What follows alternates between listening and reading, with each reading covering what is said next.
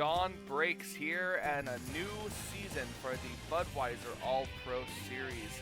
We are getting ready to take the first green flag of the Season 14 Budweiser All-Pro Series. I am Michael Norman, being joined up in the booth here by Seth Cole. And Seth, new season, new champion crowned from last season. She's in this race, our second only female champion in the Budweiser All-Pro Series. And, you know, there's a lot of new faces in new places here. And honestly, this 20-lap sprint race is kind of a good way to, settle in, so to speak. Settle in and also get some good data for the upcoming Daytona 500, right? I mean, as many laps as you can make in a pack here gives you an idea of how to set up your car for the Great American Race. So, a slight little bit of advantage for these drivers in the clash today over the rest of the drivers that'll be taking part in the season opener. And of course, you mentioned it too, some new faces in new places. So an opportunity for those drivers to get acquainted, if you will, with their respective teams. A couple of them with some manufactured changes. One of them, Forefront, you mentioned. Laura Chung, defending champion, coming in, brand new team, brand new manufacturer, moving over from a Mustang to a Toyota Camry. So, we'll see if the adjustment period is a quick one here with these drivers in the clash. Absolutely. There's 15 drivers here in the clash, all of them pole winners from season 13. So this would make things very interesting, to say the least. On the front row, you see Cody Lamas nabbed the pole alongside Jessica Shelton, moving over from Stuart Haas Racing over to Joe Gibbs this season. Should make things for very interesting, to say the least. We're going to go trackside now, get the opening ceremonies, and get this race underway.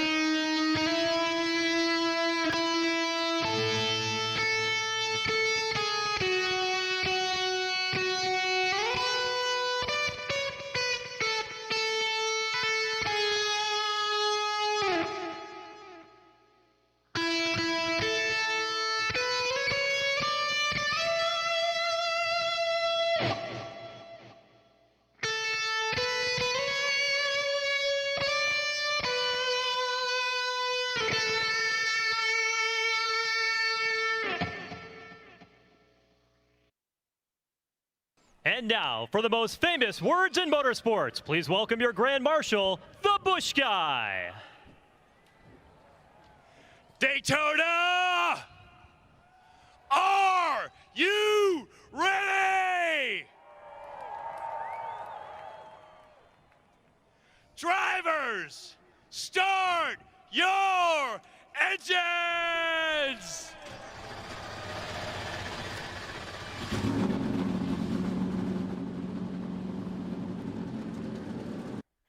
Here we go. Engines are fired here at the Daytona International Speedway, and Seth, 20 laps of racing around this 2.5 mile super speedway. It speeds up to 190 plus miles per hour. Like you said, this is a bit of a get to know your car type of race here. But knowing these drivers, it could get very, very racy very quickly. Especially because there's no points on the line, right? Not until we take the green flag for the Daytona 500 will there actually be points and subsequently potential playoff positions up for grabs for these drivers. One thing that's going to be interesting here as well is I mentioned the fact, a little opportunity for a precursor of what to know what to do when we get to that Great American Race. Here's the problem, though.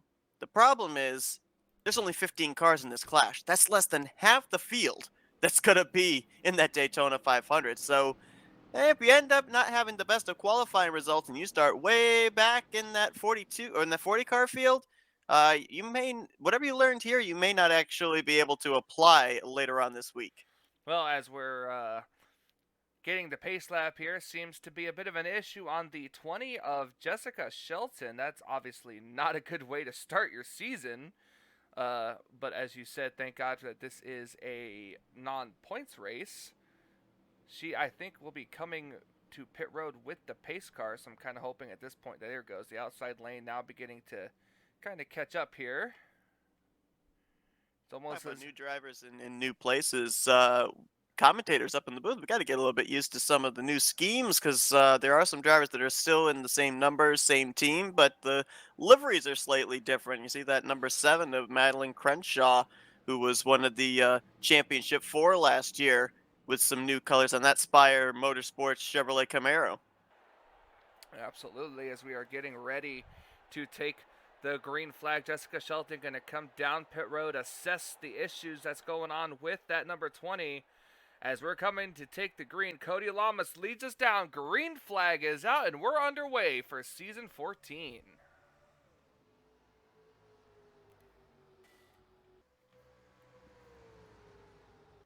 You have a few, not many, opportunities for teammates to be able to work together in this race. A couple of the Stewart House Racing cars with the 14 and the 41.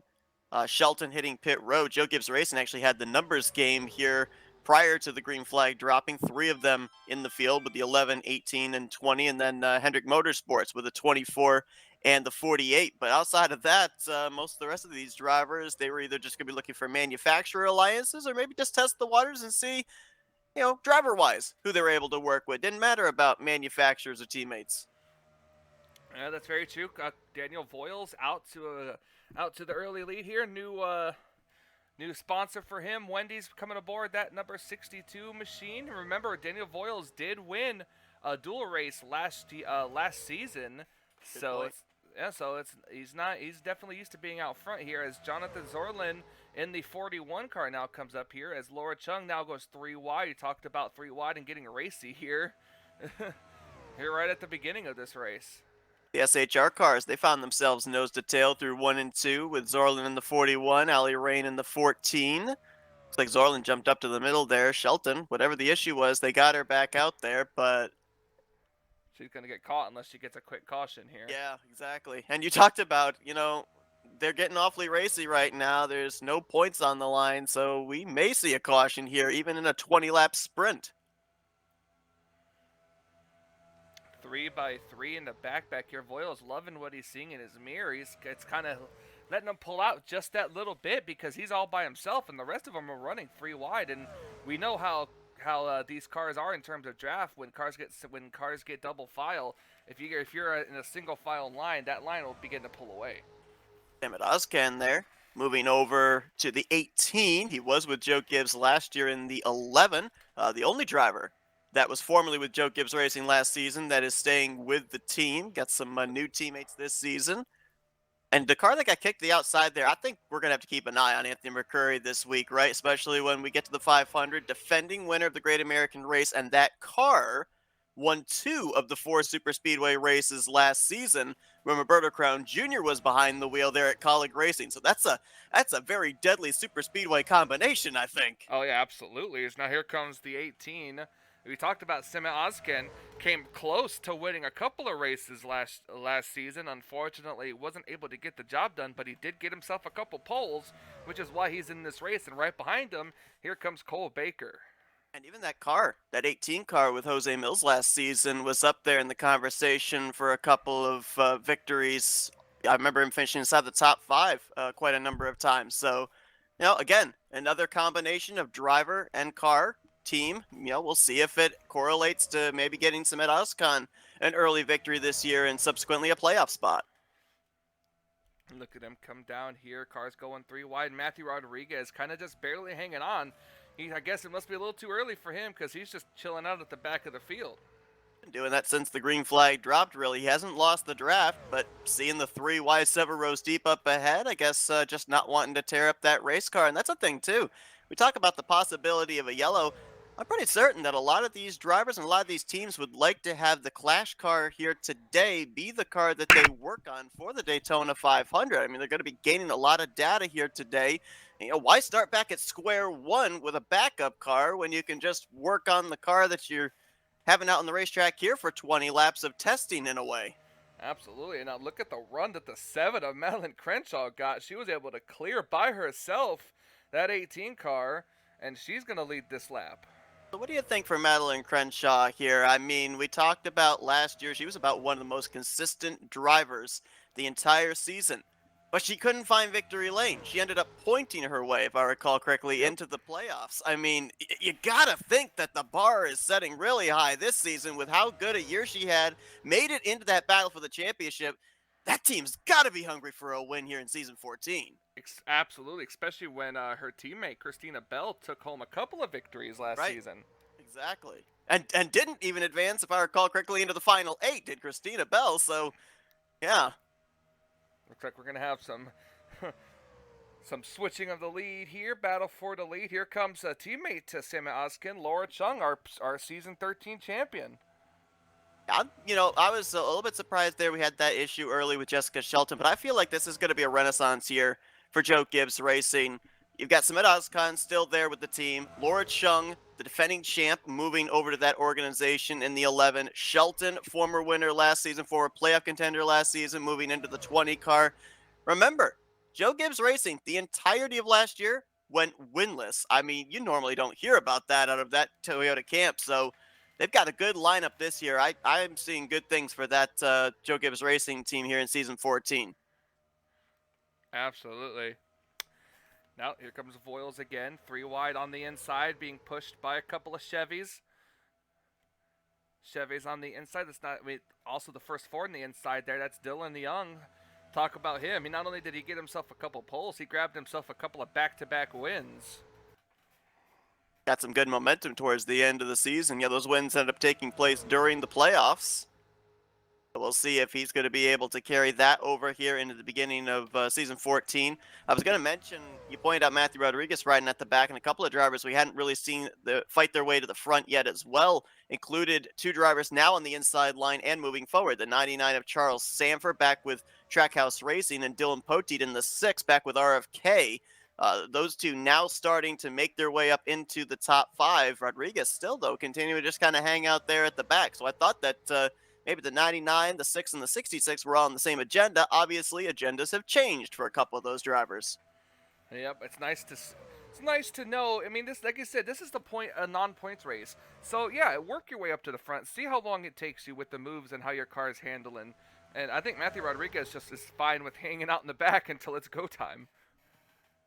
We got to remember, too, as well, just because these drivers are accumulating all this information that they're going to be trying to apply, whether it be in pole day qualifying and the dual races or eventually in the Daytona 500, we got to remember that this racetrack, the track conditions could be entirely different from the beginning of the week to the end of the week. So, they're going 4 wide. Yes, they are. Oh, it's the Stewart-Haas Racing cars there on the bottom, and then you got a Hendrick Chevy and a Trackhouse Chevy. This is a sketchy part of the area to go 4 wide, the triangle. It's so narrow. Yes, it is. Right there, 4 wide. Oh, they're leaning. They're leaning. They are heavily leaning to 48 and the 14. Nope, no one's backing out. Oh, gosh. I think the 99 just backed out of that, fortunately. But the tough thing for a couple of those drivers was they really couldn't back out because they had somebody up their rear decklets. So if they bailed out, they were probably going to get run over.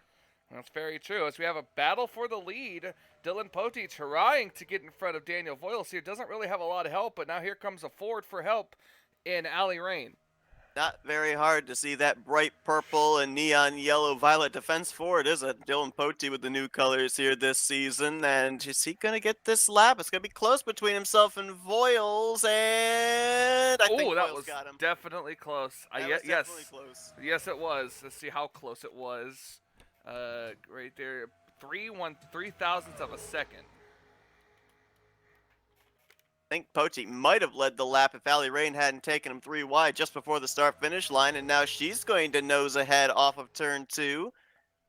Interesting, you end up seeing these drivers get to the lead coming off the corner and then they move up to the middle lane. I'm not necessarily certain that they're doing that on purpose. I think you get such a run off of the corner with the car pushing you behind. You actually get a little bit tight and it pushes you up into that middle groove, opening up the door for the driver behind you to stick their nose in. Hey, Seth, look who's that second car on the inside line.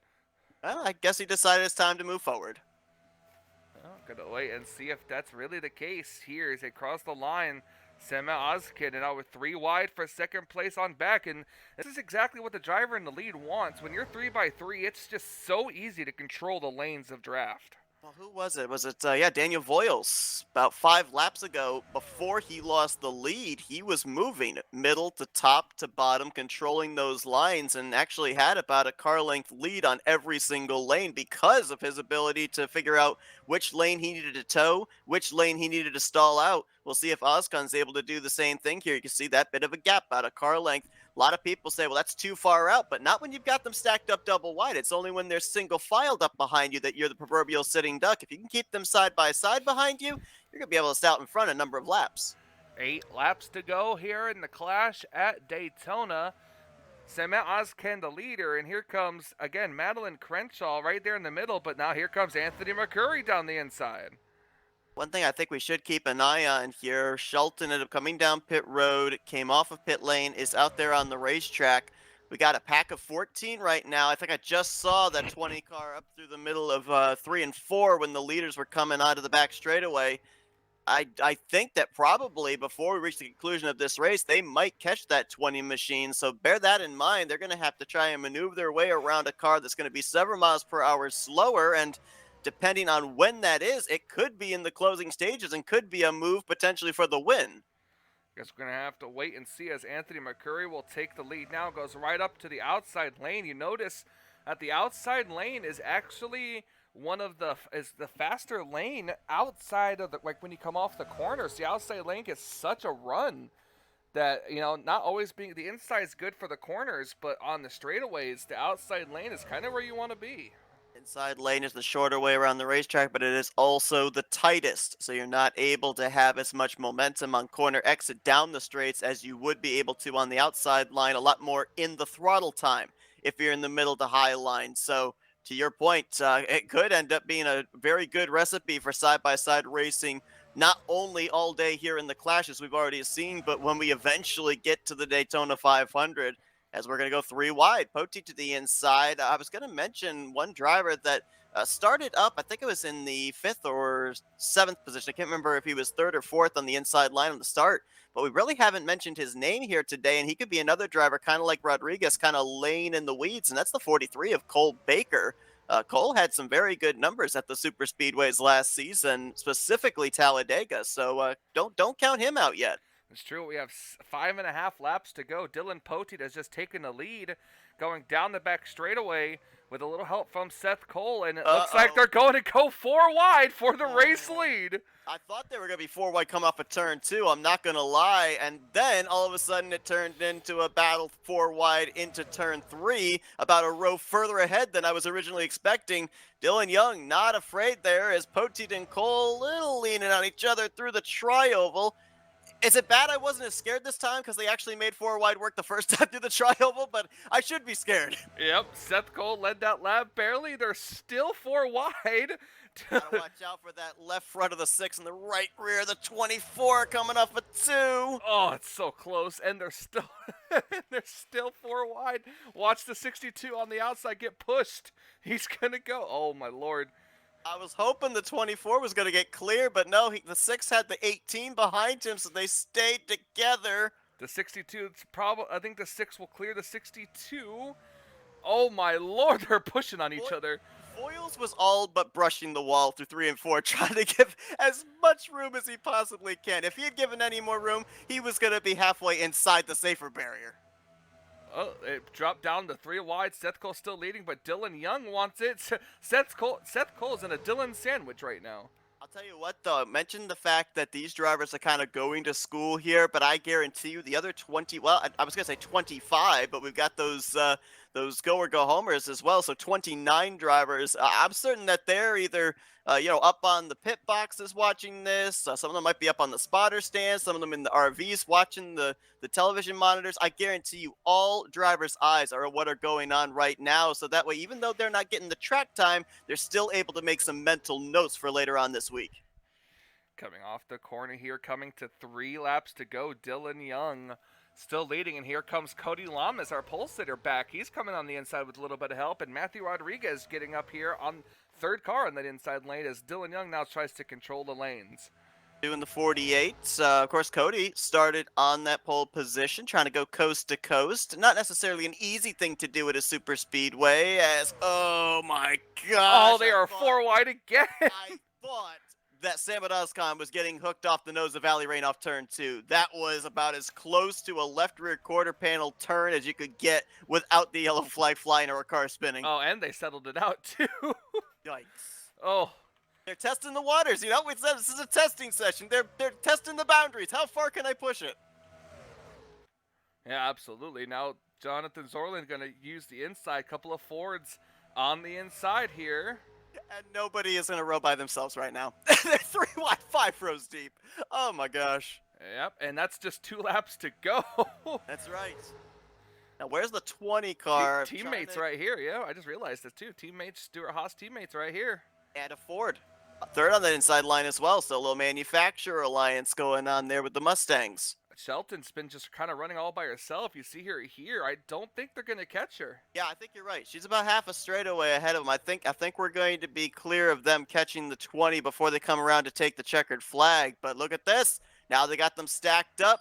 Double wide. The Stuart Haas Racing cars controlling the draft. Here comes Rodriguez, though. Rode at the back almost the entirety of this clash, and now he's trying to see if he can get around the 14 of Allie Rain. White flag in the air. 1 lap to go for Allie Rain. She's just got to control the draft. Wow, the 18 got a huge run. Tried the nice outside. Block there, though, by Allie. Yeah, but she's leaving the outside open, and we know that the outside gets such a good run.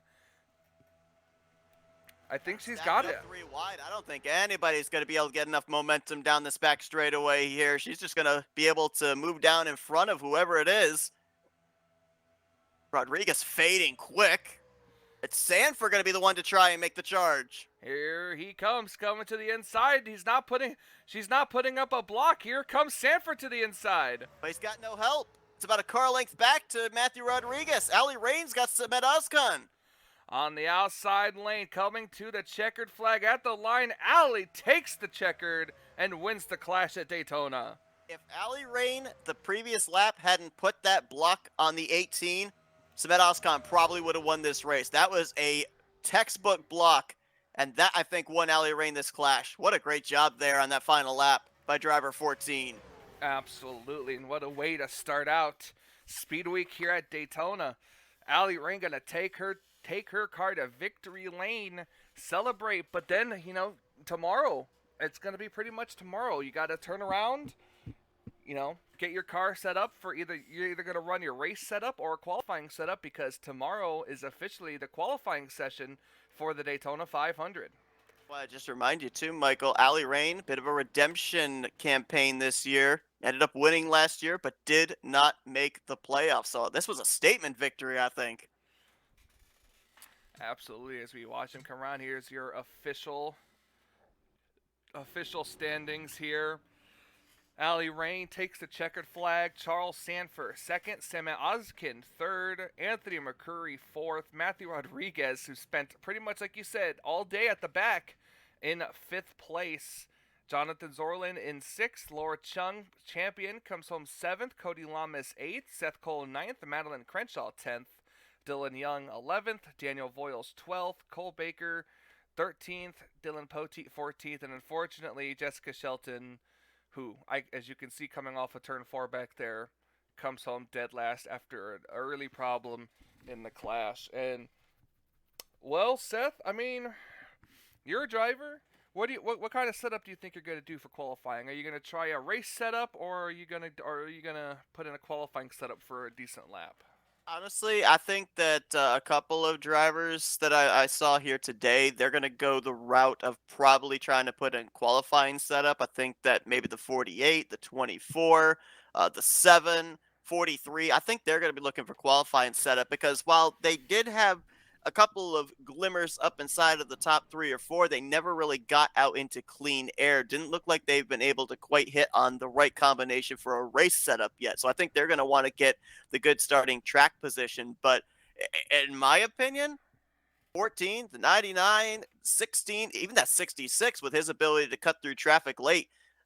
I'm giving up the track position. I'm keeping those race setups there and just kind of tweak those because those cars looked very fast here in the closing stages. Gonna rely on the dual races. I could see that much very clearly, yeah.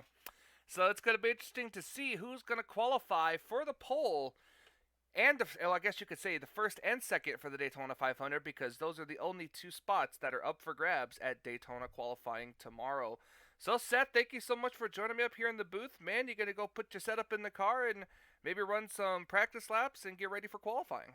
Yeah, and also just kind of gird my loins and prepare for 4 wide because they made it work not once but twice here in this clash. Granted, we're going to have more than double the field in the 500, but I don't think that's going to stop them if they got the opportunity to be able to take it 4. Absolutely. Thank you guys so much for watching. Again, congratulations to Allie Rain for her victory here in the Clash at Daytona. We will see you guys tomorrow for Daytona 500 qualifying. Until we meet again.